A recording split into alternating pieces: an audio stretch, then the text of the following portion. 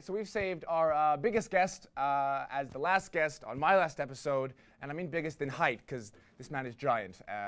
Please help me welcome Brent Tyler.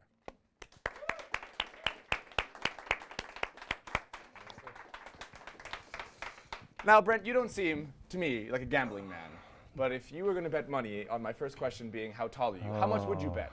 No, just wait. How much would you bet? I'd bet a lot. Yeah. You would bet a lot? Well, I'm not going to ask you that, because I think the short people have had it too good for too long, and we have to stick together. Thanks, pal.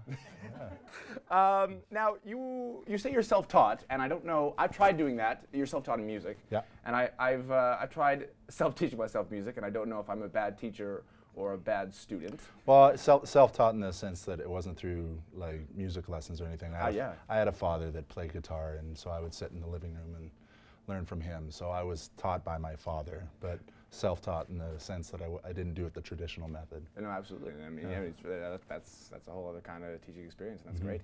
Now, you also played basketball for the Dinos, I heard. I did. A little bit of a UFC pride going on here. Now, how did your creative side do with your competitive side, and did you pursue both passions for a while there? Yeah, I grew up playing music. When you're growing up to become 7 feet tall, you're not. I'm 7 feet tall. 7 feet. Oh my God. When you're growing up, you're not. I was always interested in sports. You know, my stepfather played hockey competitively, so it was born in me to be the competitor. I'm the youngest in the family, so I'm the most competitive. But the creative side of it started early, and they sort of went side by side for a long time. So when I was playing basketball at UC, I was paying my way through university by playing in the pubs as well. Cool. And but the two worlds are very different worlds, and they don't commingle so easily. So. And obviously, you chose the music one.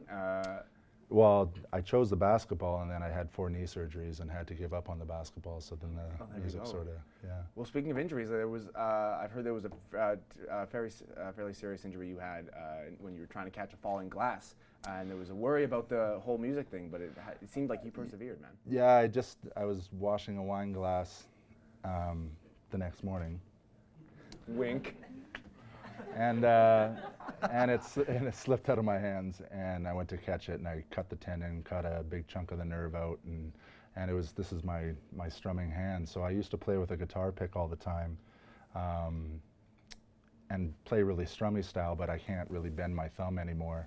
So I had to sort of learn how to perform with a new style kind of thing. So I finger pick a lot more and get a fake nail on this finger to act as a guitar pick. So I had to adapt a little bit with it, but it was there was a little moment there where I was pretty afraid, because that was how I was making my living at the time. So, absolutely. Yeah. Well, it's great that you kind of kept that passion inside you and you found a way. I think I really admire that, honestly.